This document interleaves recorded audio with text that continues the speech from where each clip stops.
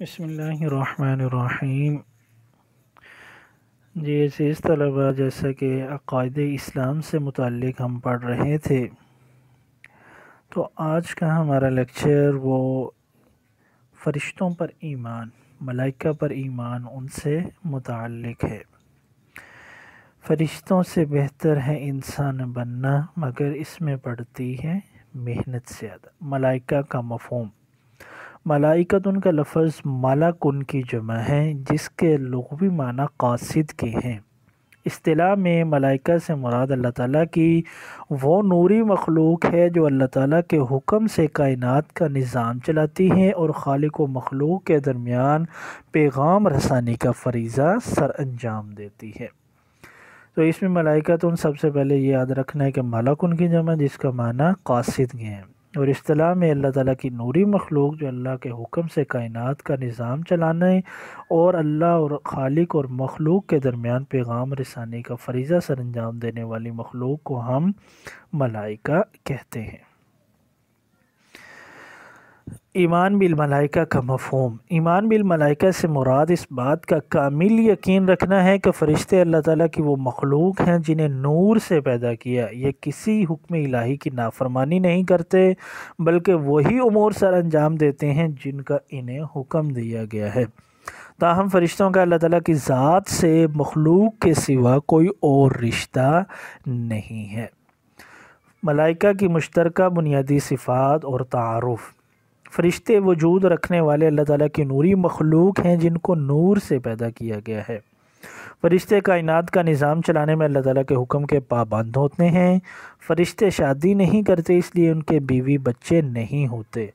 فرشتوں میں خواہشات نہیں ہوتی، اس لیے وہ کبھی کسی چیز کا مطالبہ نہیں کرتے۔ فرشتے نہ گناہ کرتے ہیں اور نہ ہی ان سے حساب و کتاب ہوگا۔ فرشتے بھوک، پیاس، گرمی، سردی اور تھکاوٹ جیسی تمام حسیات سے بالاتر ہوتے ہیں۔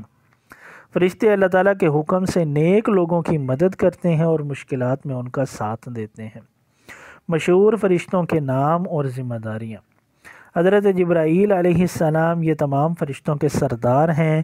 ان کی ذمہ داری نبی اور رسول تک اللہ کا پیغام پہنچانا ہے۔ آپ کو روح القدس اور روح الامین بھی کہا جاتا ہے۔ حضرت میکائیل علیہ السلام، ان کی ذمہ داری بارش برسانا اور روزی پہنچانا ہے۔ حضرت اسرافیل علیہ السلام، ان کی ذمہ داری سور پھونکنا ہے۔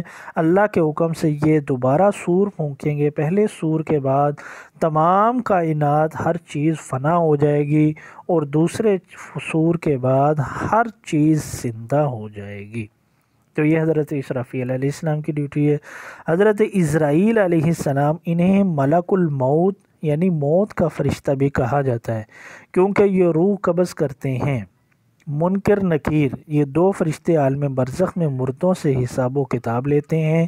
کرامن کاتبین، یہ معزز فرشتے ہر انسان کے اچھے اور برے اعمال لکھتے ہیں۔ رضوان، جنت کے دروغہ کا نام رضوان ہے۔ مالک، جہنم کے دروغہ کا نام مالک ہے۔ مذکورہ فرشتوں کے علاوہ روایات میں دیگر کئی فرشتوں کے نام بھی ملتے ہیں۔ بہرحال یہ تمام فرشتوں کے نام اور ان کی کیا کیا ڈیوٹیز ہیں، کیا کام ان کے اللہ تعالیٰ نے ذمہ لگائے ہیں، یہ آپ نے اچھی طرح یاد رکھنے ہیں، اور بالخصوص ان کے نام لکھنے جو ہے نا، یہ بھی آپ کو اچھی طرح سے آنے چاہیے۔ فرشتوں کے متعلق عقائد اور نظریات، ملائکہ کے بارے میں بہت سے نظریات ہیں، جن میں سے چند عقائد درج ذیل ہیں۔ مسلمانوں کا نظریہ، مسلمان فرشتوں کو اللہ کی نوری مخلوق مانتے ہیں جن کا اپنا الگ سے وجود ہے۔ مشرکین مکہ کا نظریہ، مشرکین مکہ فرشتوں کو اللہ کی بیٹیاں تسلیم کرتے تھے۔ عیسائیوں کا نظریہ، عیسائیوں نے فرشتوں کو خدائی صفات میں شریک کیا ہے۔ جدید اسکالرز کا نظریہ، بر صغیر میں بعض جدید اسکالرز نے فرشتوں کو الگ سے مخلوق ماننے سے انکار کیا ہے اور فرشتوں کی تعویل کرتے ہوئے نیکی کے احساس اور جذبوں کو فرشتوں کا نام دیا ہے اور برائی کے احساس کو شیطان کا نام دیا ہے، جو کہ درست نہیں ہے۔ اس میں درست نظریہ وہی پہلا کہ مسلمان فرشتوں کو اللہ کی نوری مخلوق مانتے ہیں جن کا اپنا الگ سے وجود ہے۔ فرشتوں پر ایمان لانے کے انسانی زندگی پر اثرات،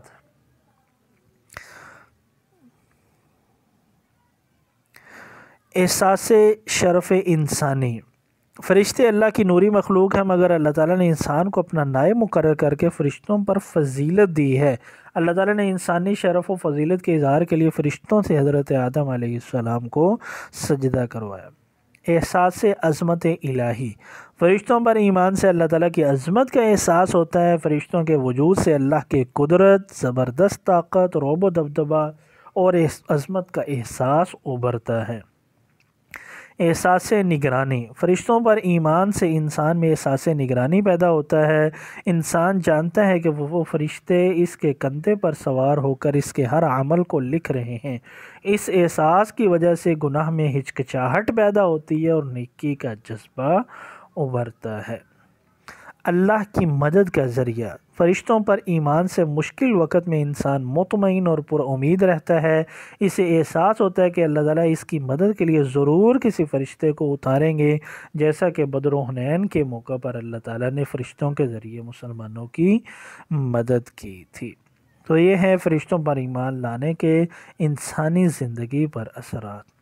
تو آج کے ہمارے لیکچر میں ہم نے سب سے قبل ملائکہ کا مفہوم کہ ملک ان کی جمع ہے، کس کو کہتے ہیں، اس کی لغوی اصطلاحی مفہوم، ایمان بالملائکہ کا مفہوم، ملائکہ کی مشترکہ بنیادی صفات اور ان کا تعارف پڑھا ہے۔ پھر اس کے بعد بہت ہی اہم کہ مشہور فرشتوں کے نام اور ان کی ذمہ داریاں پڑھتے ہوئے فرشتوں سے متعلق مختلف نظریات کائنات میں کون سے ہیں، اسی طرح فرشتوں پر ایمان لانے کے انسانی زندگی پر اثرات کیا مرتب ہوتے ہیں۔ تو آئیے اس سے متعلق جو ہمارے مختصر اور معروضی سوالات ہیں ان کو دیکھتے ہیں۔ حضرت اسرائیل علیہ السلام کے ذمہ کون سا کام ہے؟ روح قبض کرنا۔ حضرت اسرافیل کی ذمہ داری سور پھونکنا ہے۔ حضرت جبرائیل کی ذمہ داری وحی لے کر آنا۔ حضرت میکائیل کی ذمہ داری بارش برسانا، روزی پہنچانا ہے۔ ملکن جمع ہے ملائکتن کی۔ فرشتے اللہ کی نوری مخلوق ہیں۔ قبر میں انسانوں سے سوال پوچھنے والے فرشتوں کے نام منکر نکیر ہیں۔ خالق اور مخلوق کے درمیان پیغام رسانی کا فریضہ ملائکہ کرتے ہیں۔ سب سے بڑے فرشتے حضرت جبرائیل علیہ السلام ہیں۔ مختصر سوال میں سب سے پہلا سوال ہے، فرشتے کو عربی میں کیا کہتے ہیں، اس کی جمع کیا ہے؟ فرشتوں کو عربی میں ملکن کہتے ہیں۔ ملکن، اس کی جمع ملائکہ ہے اور ملک ان کا لغوی معنی قاصد ہے۔ لغوی اصطلاحی معنی میں فرق میں نے آپ کو پہلے بتایا ہوا ہے۔ روح الامین اور روح القدس کس فرشتے کا لقب ہے؟ یہ حضرت جبرائیل علیہ السلام کا لقب ہے۔ جنت اور دوزخ کے فرشتوں کے نام بتائیں۔ جنت کے فرشتے کا نام رضوان اور دوزخ کے داروغہ کا نام مالک ہے۔ یہ اس میں فرق آپ نے رکھنا ہے، یہ مالک ہے اور ویسے ملائکہ کی واحد ملکن ہے۔ فرشتوں کے تعارف پر چند جملے لکھیں۔ فرشتے اللہ تعالیٰ کی نوری مخلوق ہیں، اللہ تعالیٰ کے حکم کے مطابق دنیا کا نظام چلا رہے ہیں۔ فرشتے خالق اور مخلوق کے درمیان پیغام رسانی کا فرض ادا کرتے ہیں۔ وہ اللہ تعالیٰ کے ہر حکم کو مانتے ہوئے کبھی بھی نافرمانی نہیں کرتے۔ فرشتے خواہشات سے پاک ہوتے ہیں۔ ایمان بالملائکہ کی وضاحت کریں۔ اس سے مراد اس بات کا کامل یقین رکھنا ہے کہ فرشتے اللہ کی وہ مخلوق ہیں جنہیں نور سے پیدا کیا گیا۔ یہ کسی حکم الہی کی نافرمانی نہیں کرتے، بلکہ صرف وہی امور سر انجام دیتے ہیں جن کا انہیں حکم دیا جائے۔ تاہم فرشتوں کا اللہ تعالیٰ کی ذات سے مخلوق کے سوا کوئی اور رشتہ نہیں ہے۔ ملائکہ کے لیے رسول کا لفظ کیوں استعمال ہوا ہے؟ چونکہ فرشتے خالق اور مخلوق کے درمیان پیغام رسانے کا فرض ادا کرتے ہیں، اس لیے ان کو رسول بھی کہا جاتا ہے۔ یعنی ان کو لغوی معنی میں رسول بھی کہا جاتا ہے، ویسے ان کو اصطلاحی معنی میں ملائکہ ہی کہا جاتا ہے۔